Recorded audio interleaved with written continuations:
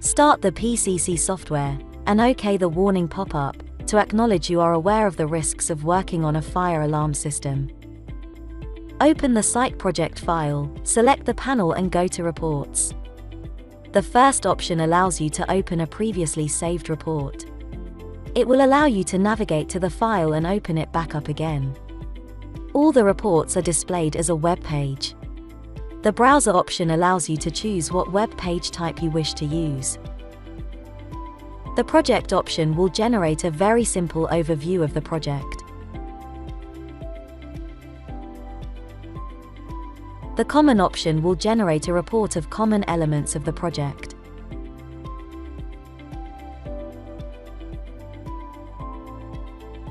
If you have chosen a panel, the configuration report can be ran.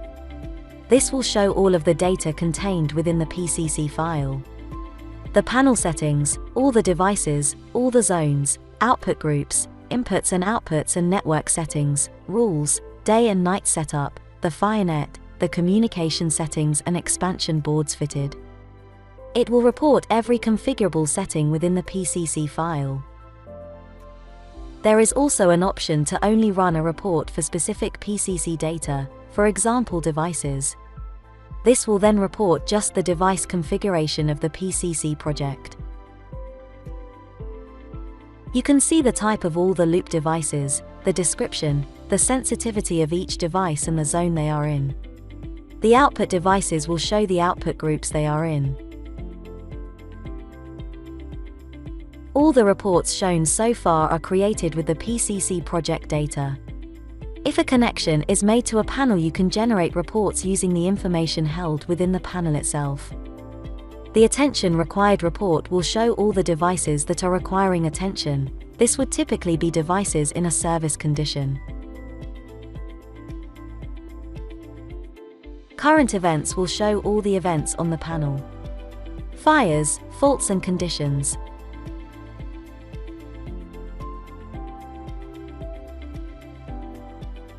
A very common report to view is the event log of the panel.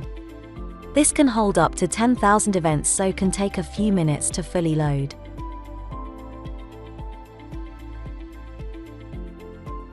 Before viewing the full event log, you have an option to limit the report to only show certain event types. Once the report has loaded, you can scroll through it to see the history of the site. As the report is generated as a web page, you can copy and paste the data into a spreadsheet if required.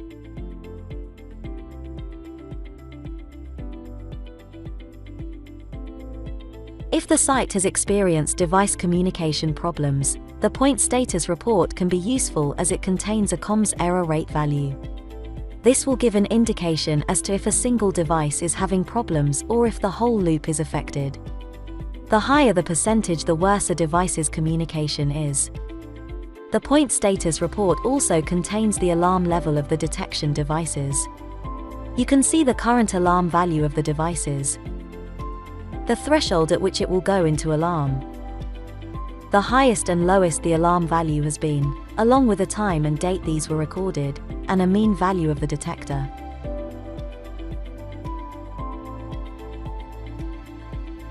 The zone status report will show the status of each zone of the panel. If it is in an alarm state, in fault, in test, has been disabled, or if an alarm is caused by an MCP. The panel I/O status will show the status of all the panel inputs and outputs, if they are active, in fault, or disabled.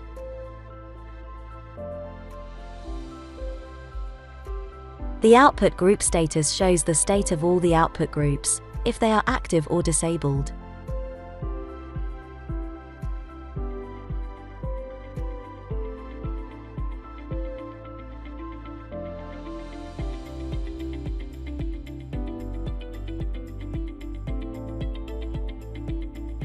A network panel status report will show a simple report of the other panels connected on the network.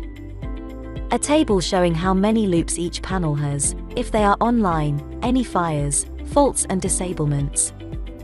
A table with the status of the fire routing and protection elements and a report on the power supplies.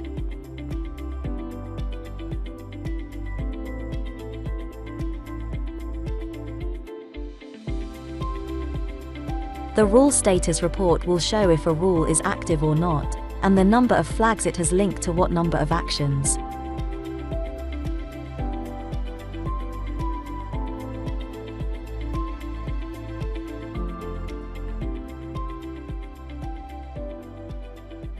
The Product Activation Key report will list all the PAK that are registered on the panel at this time.